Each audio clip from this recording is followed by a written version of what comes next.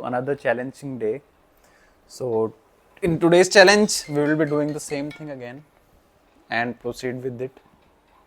So, first phrase for today is, what if you had to make every decision by flipping a coin? I think I've already done this before. Let's pick up social issues today. Should we ban single use plastics completely? Yeah, I think we should ban single use plastics completely, because if it is not reusable, it is simply creating a lot of, what is that thing called, hazardous content or things for the environment, which will non biodegradable. Biodegradable is something which decomposes itself and doesn't make anything remain in the planet that is related to it, and doesn't harm the natural resources that we have. So if there is if there is single use plastics available, it will be thrown away after single use and it won't be used again. So that is not something we want as a new generation, for as we have to maintain sustainability of the environment. Okay, next phrase for today is the concept of ownership changing with digital goods? Yes, the concept of ownership, which used to feel like when you own something, you have it in your hands. For example, if you wanted to buy gold before as an investment, you had to go and visit a jewelry shop and purchase that coin or any jewelry that you wanted to buy. So once this has been digitalized, you can hold gold in different formats like digital gold or in form of ETFs. So those are the things which have been created to ease the investment into gold. And because the liquidity has gone up, because there are a lot of buyers in the market who want to invest without any other action to take, without any hindrance. There used to be earlier that you had to visit to a jeweler and make sure that the coin he is selling you is genuine and it is not a fraud. So all these things have to be kept in mind, but digitalizing goods has made it easier to invest in these things, and also there is no cost of storing it anywhere, which used to be like bank locker charges. So an investor doesn't have to worry about that aspect as of now, as he is directly investing through his demat accounts and there is no fees charged to hold them, or if the fees is charged, it is very minimal. Okay, moving on to next phrase. Is artificial scarcity ethical in digital goods? Okay, so sometimes there is scarcity in digital goods as well. Another example that I can think of a digital good is Bitcoin or cryptocurrencies that is there. Though they are not adding any value to the or to any organization or to human being, it is just a blockchain technology which records transactions, and its value that is there, it is not backed by any asset. So it is simply artificially created scarcity of bitcoins, that these are limited number of bitcoins and you have to buy one, or in fractions as well you can buy bitcoins.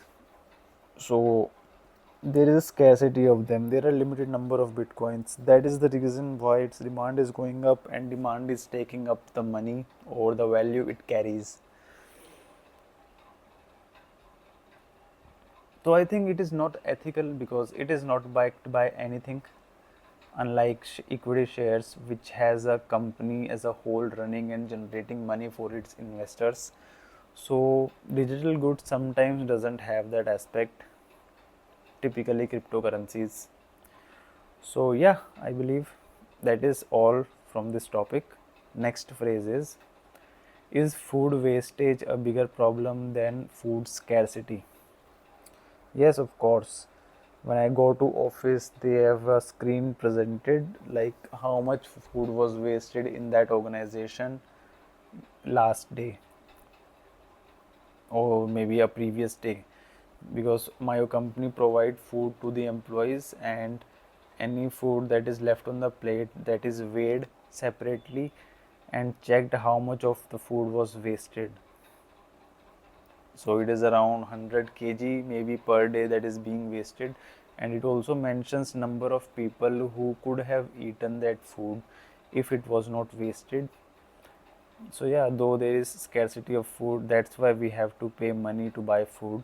So to overcome this scarcity, one simple thing is not to waste the food and keep it for future.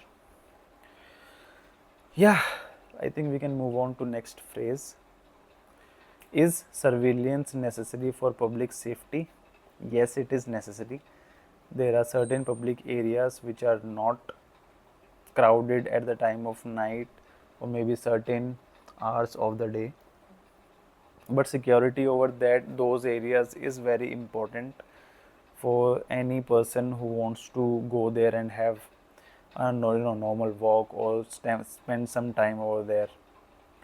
So having surveillance cameras or hidden cameras over there, not hidden, it should be publicly available, and it has to be made sure that there are multiple cameras, because criminals don't act with the fear that they will get caught through the camera, and it must be surveillanced by actual person who is tracking activities recorded by those cameras, and if there is anything happening that is incorrect or wrong, they can inform police or any ambulance if needed on time, and so that they can reach at that particular point and save someone.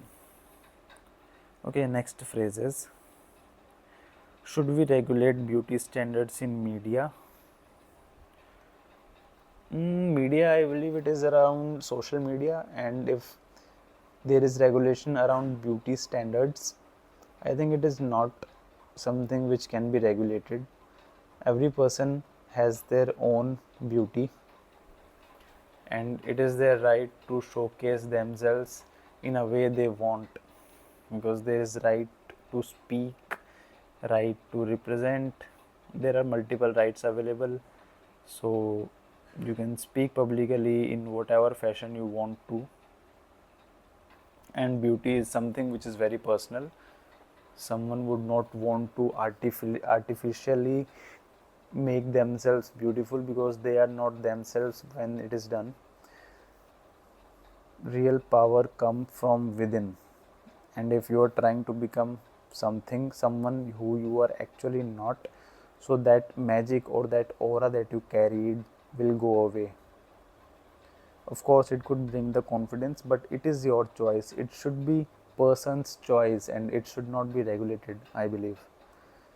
Our next phrase is, should we regulate emotional manipulation in advertising? Yes, it should be regulated, because there are certain advertisements which show connections between two people. For example, mother and a child.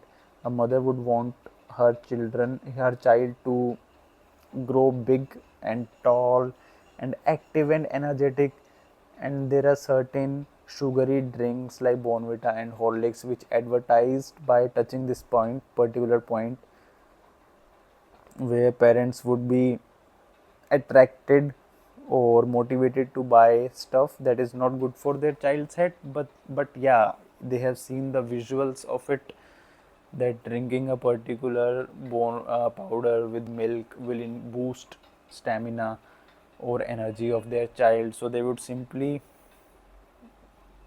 go into the market and buy that stuff without even thinking about anything. So yeah, it should be regulated. Emotional manipulation should not be there. The facts in advertisement should be provided correctly, and if any harmful effects of a product is there, it should also be mentioned, like thing that is mentioned over the cigarettes. Okay, next phrase is the nuclear family model outdated? Nuclear family model, it is not outdated. I think it is still relevant in many families or in many apartments at the place that I live. So people are moving in with the family, husband, wife and their children, that's it, and sometimes their parents as well. So as number of houses has gone down and space has become very relevant, so people choose to stay in their personal space and not share with anyone. But I am against it totally. I love being part of a joint family because it is more the merrier. So if it is happiness that you want and there are more people who you can love and share things with, it is something on another level, and it is very helpful and grateful. I'm very grateful for being living in a joint family. I think that is all from this topic. So yeah, this topic is not outdated yet, but I'm also not in favor of it. Next phrase. Should there be age limit for political leaders? I think no, there should not be any age limits, because political leader, if he is old enough, he has experienced a lot in his life, and it is the best time to take best out of him. So there are certain leaders who are of very high age and they are managing things pretty well because they have that authority that a younger person would not be able to bring in. Yeah, I'm not saying that a younger person cannot do that, but also there should not be any limit on this thing. Okay, I think last phrase for today is, should there be limits on wealth accumulation? No, there should not be any limits. If a limit is set, people would not be saving money or investing after that limit is met, and this will make them spend on things which are not necessary for them. Of course, it is going to boost GDP of the country. The people would be investing, or they won't be able to invest, as investment will become kind of wealth only. So if it is overall wealth we are talking about, they would be uh, motivated or compelled to spend their money on things that they enjoy and not think about the future, because once that particular wealth limit is met, government will take care of you for every aspect of your future that you want to do. So if that facility is provided, people will be happier and they would live in the moment instead of fearing for the future, what will happen in the future. So yeah, I think that is all from my side today. Thank you so much for watching. Bye bye.